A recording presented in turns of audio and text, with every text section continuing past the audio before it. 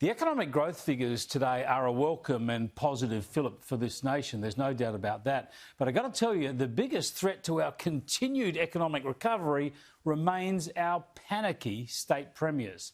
We are officially out of recession. We dropped suddenly into recession this year by choice, deliberately shutting down the economy to battle the pandemic. It's been brutal. Remember those lines of people outside Centrelink offices back in March? But the climb out so far is stronger than expected. That's good news for all of us. The government is justifiably encouraged. Because the comeback is happening, Mr. Speaker. The Australian economy is coming back. The economic recovery is underway, and this economic recovery, this comeback, belongs to the Australian people.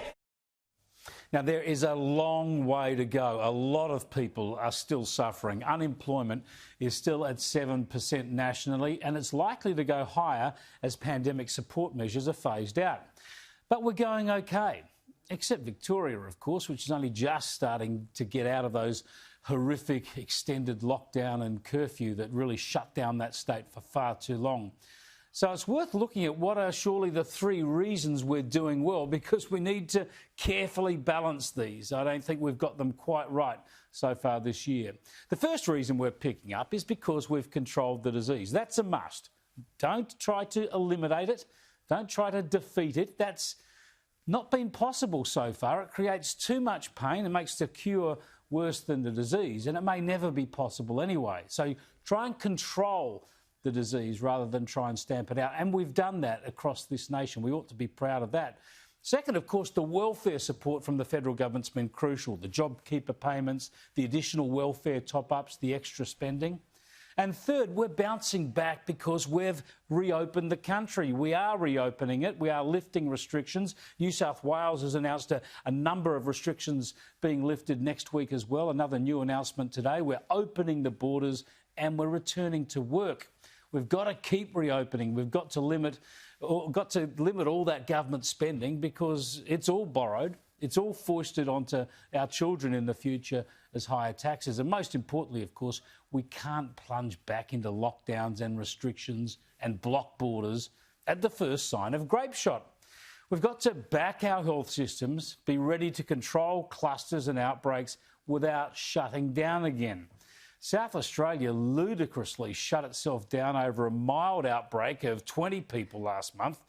And even before he's reopened the Western Australian borders, Mark McGowan is threatening to close them again. I make the point again. We will not hesitate to reinstate the hard border if there are outbreaks over east and we get medical advice to do so.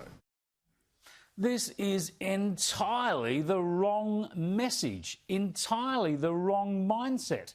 Now, I was lucky enough to be in Queensland yesterday, as you know. Remember, I whinged about not being able to stay the night. Well, our flight got cancelled, so I did stay the night in the end. And I've got to tell you, the past couple of days going through Sydney Airport and Coolangatta airports has been uplifting. They are nowhere near as busy as normal, but infinitely more lively than the graveyards they've been in recent months. There are reunions, there's business being done, there's happiness, there's spending. Travel within the country is crucial and it's a vital indicator of our economic activity. It's great to see it happening again. And premiers should be providing the opposite message to what we've heard from Mark McGowan there, from South Australia's Stephen Marshall, from Queensland's Anastasia Palaszczuk. They should be saying that the shutdowns and border closures have been a cruel price to pay in this pandemic, and that they will do all they can to keep their borders open and their businesses trading. They should be promising their best efforts to control the virus without ever again crushing the spirit and the livelihoods of this nation.